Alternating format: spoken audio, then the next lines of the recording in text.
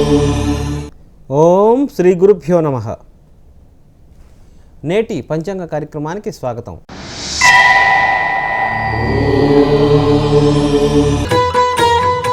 పూర్వాషాఢ నక్షత్రం యొక్క 1, 2, 3, 4 పాదాలు మనకి ధనస్సు రాశిలో ఉంటాయి.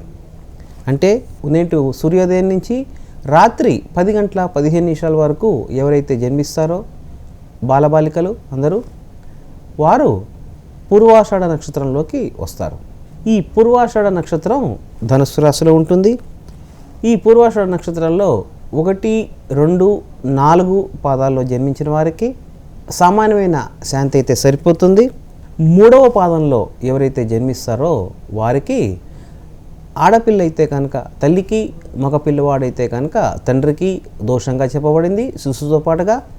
కాబట్టి పూర్వాషాఢ నక్షత్రం 3వ పాదంలో అంటే నేటి ఉదయం 7 గంటల నుంచి మధ్యాహ్నం 2:30, 3 వరకు జన్మించే బాలబాలికలు ఎవరైతే అవుతారో వారికి పూర్వాషాఢ నక్షత్రం 3వ పాదం రావటం జరుగుతుంది.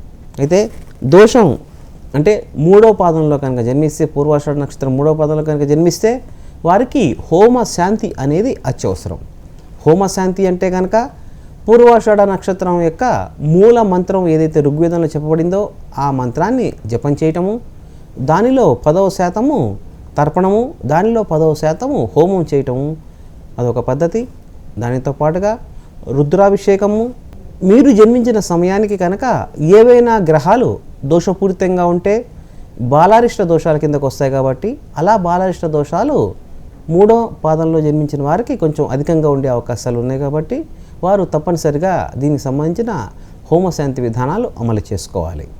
ఇక పూర్వాషాఢ నక్షత్రంలో 1, 2, 4 పాదాలు జన్మించిన వారికి సామాన్యమైన శాంతి అంటే వారు నామకరణం చేసుకునే సమయంలో 21వ రోజు కానీ 27వ రోజు కానీ ఎప్పుడైతే పేరు పెట్టుకుంటారో ఆ పిల్లవాడికి కానీ పిల్లకి కానీ ఆ సమయంలో నూనెలో ముఖము చూసి దాని తర్వాత ఆ నూనెని ఏదన్నా దేవాలయంలో అఖండ దీపంగా ప్రజ్వలింపజేయటం ఒక పద్ధతి. దానితో పాటుగా నామకరణం రోజున మహర్న్యాసపూర్వక ఏకాదశ రుద్రాభిషేకము చేయించుకోవటము, అలాగే నక్షత్రపరమైన హోమం చేయించుకోవటం చెప్పదగ్గ సూచన.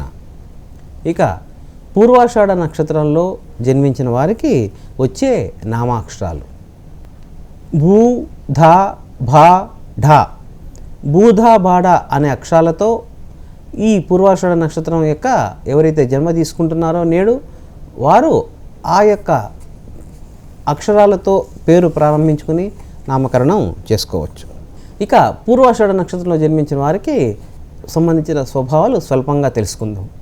పూర్వాషాఢ నక్షత్రంలో జన్మించిన స్త్రీ కానీ పురుషుడు కానీ లేక ఎవరి జన్మ నామం అయితే భూ, ధ, భ, డ అనే అక్షరాలతో ప్రారంభమవుతాయో వారు కానీ ఈ పూర్వాషాఢ నక్షత్ర జాతకులు అన్నీ తమకే తెలుసు అనే ఒక చిన్న నమ్మకంతో ఉండటం వల్ల శత్రువుగా మారటం కానీ ఇతరులకి లేక కొంచెం గర్విష్టిగా ముద్రపడే అవకాశాలు ఈ పూర్వాషాఢ నక్షత్ర జాతకులకి ఉంటుంది. అలాగే పూర్వాషాఢ నక్షత్ర జాతకులు కొంచెం అందంగా ఉండే అవకాశాలు ఉంటాయి. కాబట్టి తర్వాత ఈ పూర్వాషాఢ నక్షత్రంలో జన్మ తీసుకునే వారికి నేడు అన్ని విధాలుగా శ్రేయస్కరంగా ఉంటుంది. కాబట్టి స్వల్పమైన శాంతి విధానాలు అమలు చేసుకోండి. ఇక చంద్రాష్టమ నక్షత్రం నేడు మృగశిర నక్షత్ర జాతకులు ఎవరైతే ఉన్నారో వారు వీలైనంత వరకు నూతన కార్యక్రమాలు చేపట్టడం కానీ అలాగే నూతనంగా వ్యాపారం ప్రారంభించడం కానీ అధిక మొత్తంలో పెట్టుబడులు పెట్టడం కానీ ఈ పూర్వాషాఢ నక్షత్ర జాతకులకి ఈరోజు అంతగా కలిసి రాదు.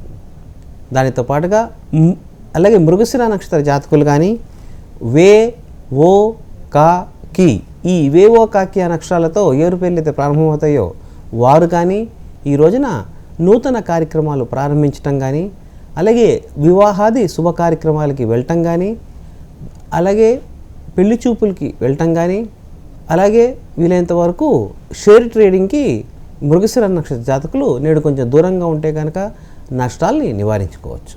కాబట్టి వీలైనంత వరకు మృగశిర నక్షత్ర జాతకులు కొంచెం దూరంగానే ఉంటే అన్ని విధాలుగా శ్రేయస్కరంగా ఉంటుంది.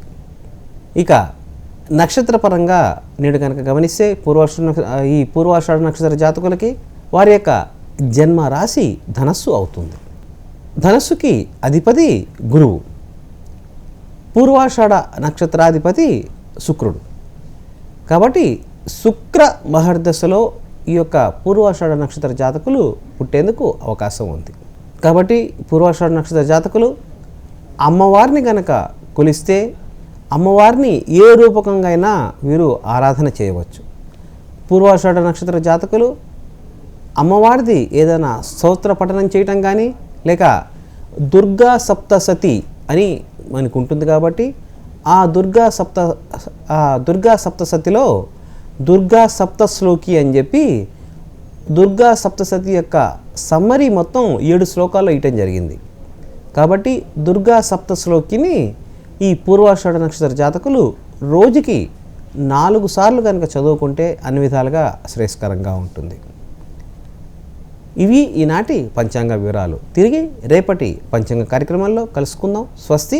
సర్వే జనా సుఖినో భవంతు.